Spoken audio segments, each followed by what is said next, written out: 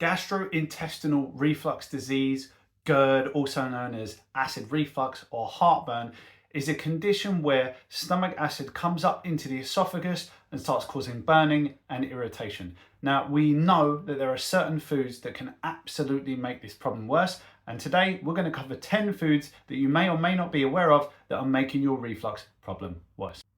Recognizing and minimizing these trigger foods is definitely going to help you improve your quality of life while you search to find the root cause of your reflux problem. Let's kick things off with number 10, citrus. Now, there are so many benefits to consuming citrus fruits like lemons, limes, oranges, and grapefruit. However, they are highly acidic foods. What happens when you have an already irritated esophagus is that once you have something acidic and it's already irritated, it's going to irritate that area more. These fruits are high in what we call citric acid, which again is known to irritate that area and can cause a relaxation of the lower esophageal sphincter, allowing the acid back up into the esophagus. Remember, most of the acid inside your body should be inside of your stomach, and there's a little sphincter here called the lower esophageal sphincter, which should close once you have sufficient acid inside your stomach. But what happens when you have acid reflux or GERD is that something is interfering with that sphincter and allowing the acid back up. And when it's already irritated, citrus fruits can definitely make it worse. Now, if you've ever watched any of my previous videos, you'll know that I think acid reflux is mostly caused by a lack of acid not allowing that sphincter to close, or something that's interfering with the sphincter and causing acid to be low, like a H. pylori bacterial overgrowth. Another common cause of acid reflux will be a yeast overgrowth. Now, when you have a yeast overgrowth in your mouth and in around your esophagus and you eat foods that contain sugar, it can make it much worse. So citrus fruits, although they are pretty low in sugar, they still do contain some fruit sugars, which may also trigger the acid reflux. So if you're a citrus lover and you want to consume these foods but you're still getting reflux, there's a couple of things you can do. First, you can try to cook the foods. That will break down some of the foods and make it a little easier to digest. Second is you can have it mid-meal as opposed to having it on an empty stomach or first thing in the morning. And finally, you may just have to remove them from your diet temporarily while you fix your underlying problem. Let's move on to number 9. And number 9 is chocolate. Now, chocolate is a favorite food for lots of people around the world, but unfortunately, in some people, it can absolutely trigger acid reflux. Chocolate can cause problems in a couple of ways. The first one, it contains caffeine, and caffeine is one of those substances that we know can interfere with the lower esophageal sphincter, and it's always worse when you have something caffeinated on an empty stomach. Second, chocolate contains something called theobromine, which again can interfere with the lower esophageal sphincter, causing the acid to come back up into your esophagus. Finally, chocolate is also a fermented beverage product. A lot of people don't realize that chocolate is a fermented product, and so when you eat a fermented product and you have a yeast overgrowth, that can absolutely trigger your acid reflux.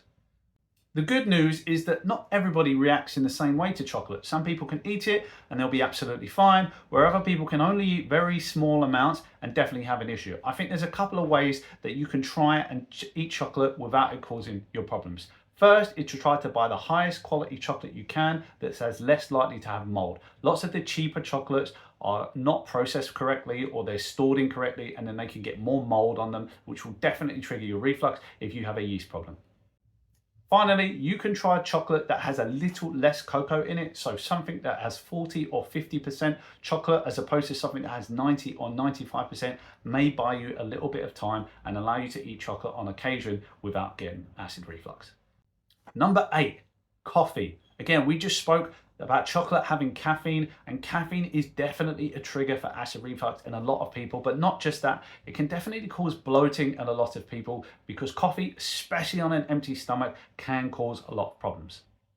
Coffee is also a fermented product. A lot of people don't realize that coffee beans are fermented. So again, if you have a yeast problem and you consume large amounts of coffee, or coffee especially on an empty stomach, that can trigger that acid reflux burning problem in your esophagus. Remember that most of the yeast is inside your mouth and inside your esophagus. And when that area is already inflamed, adding foods in that trigger it are going to make it much, much worse. Some of the ways that you can consume coffee and it won't necessarily cause acid reflux is to go for a low acid coffee, a low mold coffee, or to have that coffee in between a meal as opposed to having it right at the start of a meal on an empty stomach. Number 7, Tomatoes. Tomatoes are a fantastic source of what we call lycopene, which is fantastic for your eyes. But tomatoes, when you suffer with acid reflux, can be a major problem. Not only are the tomatoes acidic, especially when you eat them raw, which can irritate that area if it's already irritated, it can cause issues with that lower esophageal sphincter. Also, when you have tomato-based products that are stored in a bottle, like a tomato ketchup, sometimes they contain acidity regulators like ascorbic acid or citric acid that helps improve the shelf life of the product, but that increases the acidity of the product when you consume it. So when you want tomato-based foods, it's probably better to use things like San Marzano tomatoes, which will lower in acidity, or you can add a little bit of baking soda to your tomato-based dish, but be warned, don't add too much baking soda, otherwise you will destroy the flavor of your dish. Remember, the goal isn't to deprive yourself of foods, it's to try to find foods that allow you to eat what you want to eat without triggering your acid reflux. So if you can change your variation of tomato, add a little bit of baking soda, you might be able to get away with eating more of those tomato-based products. The goal is never to remove foods completely from your life forever, just to modify it enough to buy you time so you can figure out what your underlying problem is. Number 6, spicy foods. Now, who doesn't love a little bit of spice, especially in a curry? But if you're an acid reflux sufferer, spice is a real tricky problem. The active compound in chilies is called capsaicin, and it has various different health benefits. Actually, some people report that it can help with their acid reflux, but sometimes it can actually trigger the problem to make it worse. And again, I think that's when you're irritated, your esophagus is already irritated, and you add a fiery chili in there, it can absolutely make the problem worse. Now, people who report benefits from taking things like cayenne pepper or chili pepper that improves their acid reflux, almost certainly because your acid reflux is low. And by intaking the capsaicin and the peppers and the chilies, it actually increases your acid production, which will allow you to digest your food better and keep that lower esophageal sphincter closed. But again, not everybody reacts to chilies in the same way. Some people may find a benefit, some people may find it makes it much worse. If you're unsure, I always recommend starting with a very small amount and see how you go. You'll be able to know quite quickly whether you feel a benefit, you don't feel a benefit, or actually there's no real change. If you're someone who's prone to acid reflux, but you want to try chilies, just be careful. Don't increase the amount very, very quickly, and don't go for the spiciest dish. Maybe you can have milder versions of your favorite food temporarily while you buys you time to figure out your underlying problem. We're halfway there. Before we dive into the next 5 foods, I want to say thank you to everyone watching. Please follow along and subscribe to make sure that you never miss out on these videos that we release once a week. Number 5, fatty foods.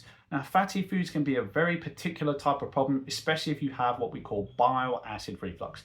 Now, your gallbladder stores bile that's produced by your liver. It squirts it out into your small intestine whenever you eat a large fatty meal. But if you're someone who doesn't have a gallbladder, you have gallstones, or you have sludge, when you eat fatty meals, that can trigger your acid reflux.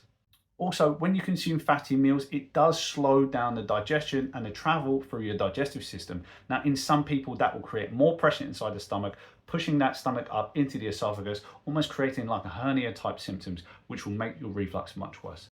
Now, some studies have shown that people who eat a higher fat diet do suffer more from GERD, but again, it's probably because they have that poor bile flow or they don't have a gallbladder, and that's what's causing their issue. So temporarily, you may find that reducing the amount of fat in your foods can help, but long term, you've got to get to the root of why your gallbladder is producing stones or it's producing sludge. Maybe it has a H. pylori infection and you're unaware. Number 4, onions and garlic. Again, 2 super powerful foods used in Asian cooking for thousands of years. They are fantastic for your gut microbiome because they contain what's called FOS or fructooligosaccharides, which is a type of fiber that your gut bacteria thrive on. The problem is when you eat these things raw and you have acid reflux, it can absolutely trigger that problem. There is some data to show that onions can cause a weakening of the lower esophageal sphincter, and when you're prone to reflux already, it may be a good idea to temporarily remove those foods or cook them very well when you have them with a dish. You may also find that by removing the fibers from those foods, for example, you can have a garlic powder or an onion powder, but by removing the fiber, you may find that you are able to have the flavor from those foods, but just without the problems that the fiber can cause, like acid reflux. Number 3, peppermint. Now, peppermint is a very tricky herb because in lots of people, it can actually improve digestion symptoms of IBS and bloating and flatulence. In fact, there's some very good data to show that peppermint can help with symptoms of IBS. The problem with peppermint is that in some people it does relax the lower esophageal sphincter. So if you're consuming peppermint tea or you're chewing peppermint gum, it can actually make your reflux worse. Now personally, whenever I try peppermint tea, it makes me feel terrible, but peppermint gum seems to be okay. So you're going to have to try it yourself. Try small amounts, try a small amount of gum or a small amount of tea and see how you go. But if you're someone who consumes peppermint tea or peppermint products on a regular basis and you find that your acid reflux is still really bad, that actually might be what's causing your problem. Number 2, carbonated drinks like sodas, pops, and fizzy drinks. Now again, when you consume these products, because they contain carbon dioxide, they can create more pressure build up inside the stomach, which can force the stomach up into the esophageal sphincter. We call that a hernia, and that can cause acid reflux by allowing the acid to come up back into the esophagus. Also, many sodas are highly acidic, like Coca-Cola we know is highly acidic. If you've ever rubbed it on anything and tried to clean it, it works as an excellent abrasive. That's because it's highly acidic, and that can make your reflux worse if you're already prone to reflux and you have too much acid. I actually don't recommend you consume carbonated beverages, even the healthy versions if you have acid reflux. Something like kombucha, which people find is much healthier than the normal sodas, even that creates pressure because it's carbonated, and also it contains sugar and it's a fermented product, which can trigger your yeast-based acid reflux. If that's what's causing your underlying problem, I recommend you stay away from it completely. And number 1, probably the one that causes reflux in so many people, is alcohol.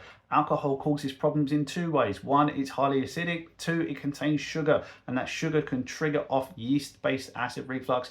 It weakens your immune system, which increases the chance of you catching bacteria like H. pylori that we know causes reflux, and allowing the yeast to overgrow while your system is weak. I do not recommend you drink any alcohol while trying to treat your underlying problem. But again, remember, it's not about completely removing foods and drinks from your life forever. It is a temporary measure to try to remove these products from your system to reduce your triggers, which buys you time to figure out your underlying problem. I think the most important thing is to try to listen to your body and see how you respond to certain foods. If you're unsure about which foods are causing you problems, it might be a good idea for you to make a food diary and write down what you're eating and then measure your symptoms at the end of the day. If you find that you had a day where you had less reflux symptoms, go back and visit the food log and try to see which foods are triggering you and which foods are making you feel better. But remember, food is often a trigger. It is very rarely the actual root cause of your problem. In my experience, there are 3 things that cause acid reflux. It is a H. pylori overgrowth, it is having yeast infection, and not having a gallbladder. For me, they are the 3 biggest triggers or causes of acid reflux. You can get to the root of that, you'll fix your problem. Thank you very much for listening to this video. If you like videos like this, please like and subscribe to the channel and click on that bell notification so that you get notified anytime we release a new video. Thanks for watching.